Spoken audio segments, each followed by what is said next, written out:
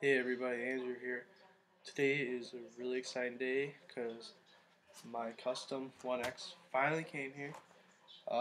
It did take forever to get it though. I ordered it on the 12th of last month, so it's been almost a month and a half now for him to make it and ship it out to me.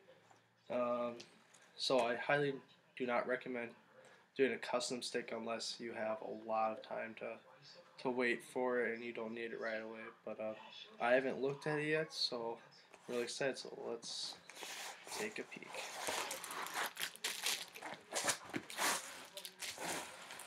Oh, that is beautiful.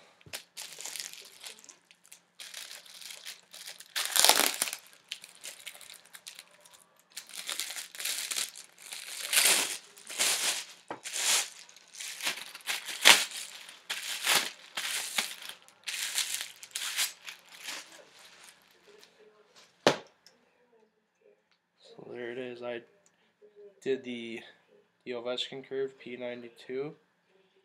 I decided to go with green on there. So on the bottom, the X isn't red like on the normal one.